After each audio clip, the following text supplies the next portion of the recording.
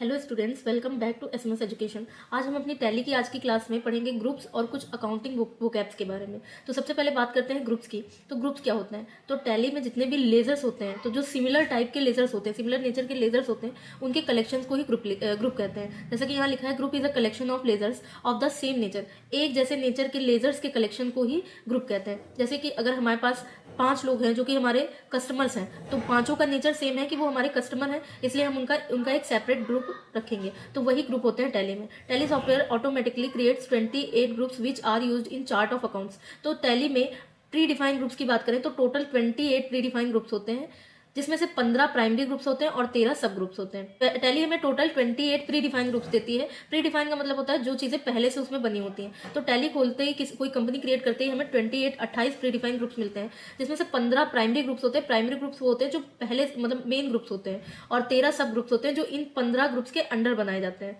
तो यहाँ पे डिफरेंट टाइप्स ऑफ ग्रुप्स लिखा है, तो वही बताया गया कि यहाँ पे 2 टाइप के ग्रुप्स होते हैं, एक प्राइमरी ग्रुप और एक सब ग्रुप। एग्जाम्पल ऑफ ग्रुप, यहाँ पे आपको एक एग्जाम्पल समझाया गया है कि अगर करंट एसेट से एक ग्रुप होता है तो वो प्राइमरी ग्रुप है। इसके अंडर ये cash in hand, bank account, stock in hand, Sunday debtors, ये सब ग्रुप है। ये चारों ग्रुप्स भी टैली में सेपरेटली एक ग्रुप होते हैं, जो कि प्रीडिफाइंड ग्रुप्स ही होते हैं। 28 प्रीडिफाइंड ग्रुप्स का ही पार्ट्स होते हैं। तो ये चारों ग्रुप्स किसके अंडर बनाए जाते हैं? करंट एसेट्स जो कि प्राइमरी ग्रुप है उसके अंडर। तो इसको हम अभी आपको टैली प्राइम सॉफ्टवेयर पे दिखाते हैं। जब जैसे हमने एक कंपनी बना रखी है एसएमएस एजुकेशन, तो यहाँ से अगर हम अल्टर पे जाएं और ग्रुप्स पे जाएं तो यहाँ पे हमें लिस्ट ऑफ ग्रुप्स दिखेगा। 28 प्रीडिफाइंड ग्रुप्स यहाँ पे दिए गए हैं। तो अगर बैंक अकाउंट ग्रुप पे मैं एंटर करूँ तो बैंक अकाउंट ग्रुप बना है करंट एसेट्स ग्रुप के अंडर। इसका मतलब ये बैंक अकाउंट जो है ये सब ग्रुप है किसका? करंट एसेट्स का। और अगर मैं किसी प्राइमरी ग्रुप पे को सेलेक्ट करूँ तो वो प्राइमरी के अंडर दिखाई देगा। करंट एसेट जो है वो एक प्राइमरी ग्रुप है। तो इस तरह हम प्राइमरी ग्रुप और सब ग्रुप चेक कर सकते हैं।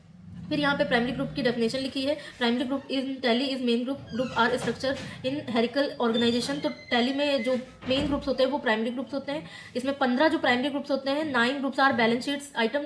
तो इसमें से 9 होते हैं वो बैलेंस शीट के होते हैं और बाकी के प्रॉफिट एंड लॉस अकाउंट के होते हैं। तो यहाँ पे लिस्ट ऑफ प्राइमरी ग्रुप्स के प्राइमरी ग्रुप्स के की पूरी लिस्ट दी गई है। 15 प्राइमरी ग्रुप्स बताए गए हैं और यहाँ पे 13 सब ग्रुप्स बताए गए हैं। तो इनका एक्सप्लेनेशन देख लेते हैं। इसमें सबसे पहले लिखा है ब्रांच डिवीजन। तो ब्रांच डिवीजन ग्रुप, जब हम किसी बिजनेस के कई सारी ब्रांचेस की बात करते हैं, हमारे बिजनेस में अगर कई सारे ब्रांचेस हैं और अलग अलग ब्रांचेस से हम अपने ही बिजनेस की अलग अलग ब्रांचेस से ट्रांजेक्शन करते हैं, तो उनके जो लेजर्स अलग अलग ब्रांचेस के बनते हैं वो ब्रांच डिवीजन ग्रुप के अंडर बनते हैं। एग्जाम्पल, अगर हम कहें कि कुछ कैश जो है वो दिल्ली ब्रांच से रिसीव हुआ, तो यहाँ पे दिल्ली ब्रांच का जो लेजर बनेगा वो ब्रांच डिवीजन के अंडर बनेगा। फिर आता है कैपिटल अकाउंट। तो कैपिटल वो अमाउंट होती है जिससे बिजनेस को स्टार्ट कराया जाता है। तो जब भी हम बिजनेस को स्टार्ट करते हैं तो जो भी लेजर बनते हैं वो कैपिटल अकाउंट के अंडर बनते हैं। फिर आता है सेल्स अकाउंट। तो सेल्स से रिलेटेड जितने भी लेजर्स होते हैं वो सेल्स अकाउंट के अंडर बनते हैं।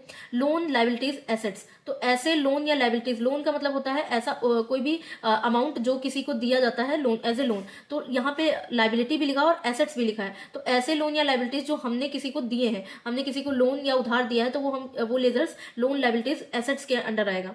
फिर आता है इनडायरेक्ट एक्सपेंस। तो यहाँ पे हमारे पास बिजनेस में 2 टाइप के एक्सपेंस होते हैं, एक इनडायरेक्ट एक्सपेंस और एक डायरेक्ट एक्सपेंस। तो इनडायरेक्ट एक्सपेंस वो होते हैं जो इनडायरेक्टली किए जाते हैं। तो इसके लिए हम एग्जांपल ले लेते हैं कि जितने भी हमारे ऑफिस से रिलेटेड खर्चे होते हैं वो सब इनडायरेक्ट एक्सपेंसेस होते हैं। ऑफिस से रिलेटेड खर्चे जैसे कि किसी को सैलरी देना, स्टेशनरी का खर्चा करना, तो ये सब इनडायरेक्ट एक्सपेंस में आता है। इनडायरेक्ट इनकम, जो पैसा हमें इनडायरेक्टली रिसीव होता है, इनकम होता है, वो इनडायरेक्ट इनकम होता है। जैसे कि डिस्काउंट मिलना और इंटरेस्ट मिलना, ये सब क्या होता है? इनडायरेक्टली इनकम हमें मिलती है।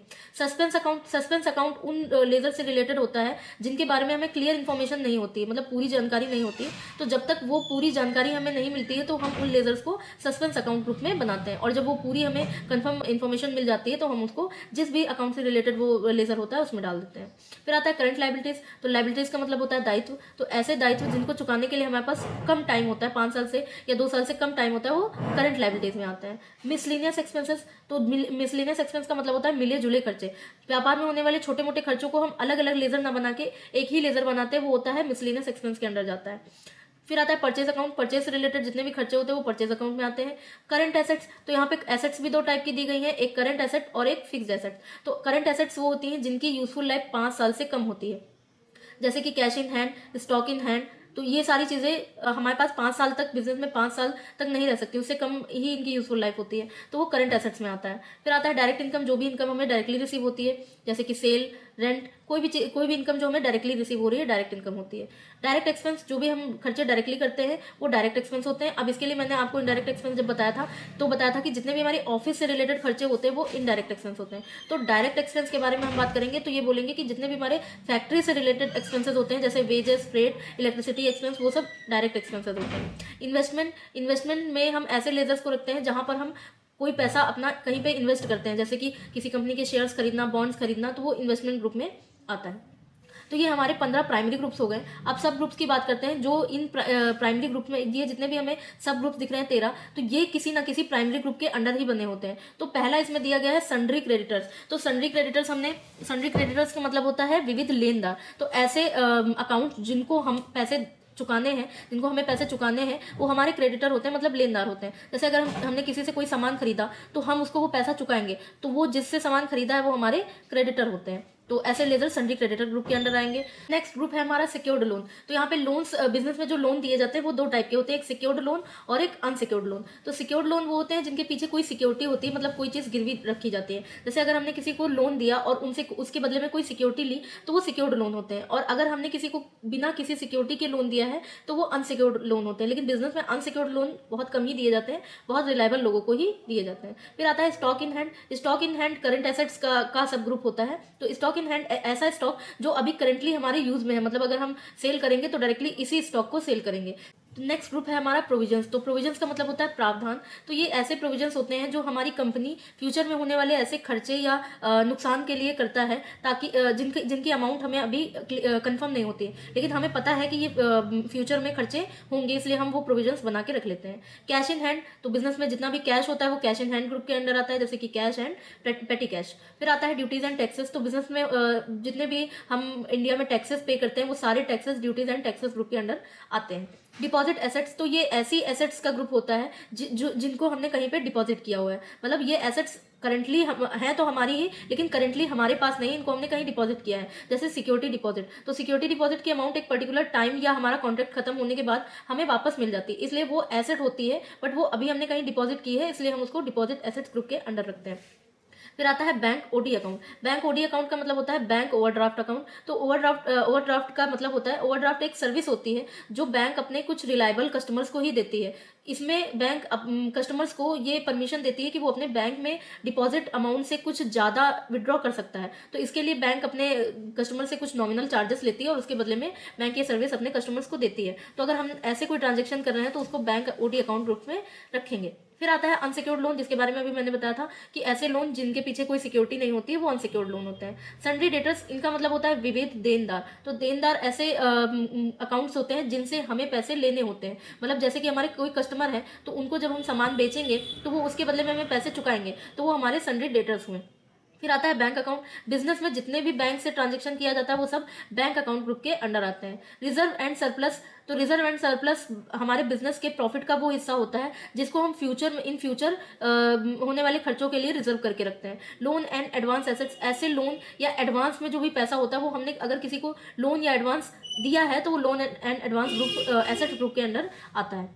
फिर यहाँ पे Tally ledgers and group list. तो यहाँ पे कुछ लेजर्स और उनके ग्रुप की लिस्ट दी गई है कि कौन सा लेजर किन ग्रुप के अंडर आता है। तो यहाँ पे सारे लेजर दिए हैं, जैसे मैंने बताया ड्यूटीज एंड टैक्सेस के अंडर जितने भी टैक्सेस से रिलेटेड लेजर्स होते हैं वो सारे आते हैं। तो यहाँ पे CGST के लिए ड्यूटीज एंड टैक्सेस दिया गया है, क्लोजिंग स्टॉक के लिए स्टॉक इन हैंड दिया गया है। तो ये सारे लेजर्स और उनके ग्रुप दिए गए हैं, इनको आप इस PDF से पढ़ सकते हैं। फिर नेक्स्ट हम आगे बढ़ते हैं। नेक्स्ट हमारा टॉपिक है अकाउंटिंग वोकैब्स। तो अकाउंटिंग वोकैब्स कुछ वोकैब्स होती हैं जिनको समझना अकाउंटिंग करने से पहले ज़रूरी होता है। तो इसमें सबसे पहले लिखा है अकाउंट्स रिसीवेबल, शॉर्ट में AR लिखा है। तो ऐसे अकाउंट्स जो किसी कस्टमर से हमें पैसे लेने होते हैं या कस्टमर पे वो अमाउंट बैलेंस होती है, तो वो अकाउंट्स रिसीवेबल होती है। The amount of money owned by customer और क्लाइंट्स टू अ बिजनेस। तो हमारे बिजनेस के लिए कोई कस्टमर या क्लाइंट जो भी पैसा ओन करता है वो अकाउंट्स रिसीवेबल होता है। Accounting a systematic way of recording a reporting financial transaction for a business. तो जो भी फाइनेंशियल ट्रांजेक्शन को रिकॉर्ड करने के लिए एक सिस्टमेटिक वे होता है उसको अकाउंट्स कहते हैं। नेक्स्ट है अकाउंट्स पेबल। ये अकाउंट्स रिसीवेबल का जस्ट अपोजिट होता है। तो ऐसे अमाउंट जो अभी हमें किसी को चुकाने हैं, किसी कंपनी या किसी कस्टमर को, वो अकाउंट्स पेबल होते हैं। लिखा है the amount of money a company ons creditors. किसी भी क्रेडिटर के टुवर्ड्स अगर हम हमारी कंपनी कोई अमाउंट ओन करती है तो उसको अकाउंट्स पेबल कहते हैं। Balance sheet a financial report that summarises a companies assets, what it owns, liabilities, what it owns, a owner और share holder equity at a given time. तो एक ऐसा फाइनेंशियल रिकॉर्ड जो कि कंपनी के assets मतलब संपत्तियों को और लाइबिलिटीज मतलब दायित्व को समराइज करता है और हमारी फाइनेंशियल स्टेटस बताता है कि हम प्रॉफिट में चल रहे हैं या लॉस में चल रहे हैं। फिर आता है कैपिटल अकाउंट। कैपिटल अकाउंट के बारे में मैंने ग्रुप्स में बताया था कि अ फाइनेंशियल एसेट्स और the value of financial assets such as cash और गुड्स। तो कैपिटल जिस भी अमाउंट से, जिस भी कैश से बिजनेस को स्टार्ट किया जाता है और उसको चलाना, रन कराया जाता है, वो कैपिटल होता है। फिर cash flow, the revenue of expenses expected to be generated through business activities over a period of time. तो जब भी हम कोई बिजनेस में कैश जो आने वाले कैश को और जाने वाले कैश को रिकॉर्ड करते हैं, वो कैश फ्लो होता है। ठीक है। Credit and accounting entry that में इधर डिक्रीज एसेट्स और इंक्रीज लाइबिलिटीज। तो जब हमारी एसेट्स डिक्रीज होती हैं और लाइबिलिटीज इंक्रीज होती हैं, are equity of on the company's balance sheet depending on the transaction, तो उसको हम क्रेडिट साइड रखते हैं। फिर आता है debit and accounting entry where there is इधर एन इंक्रीज इन एसेट। तो जहाँ पे हमारी एसेट्स इंक्रीज होती हैं और लाइबिलिटीज डिक्रीज होती हैं, वो क्रेडिट ट्रांजेक्शन्स माने जाते हैं। तो आज की क्लास के लिए इतना ही। नेक्स्ट क्लास में मिलते हैं। Thank you.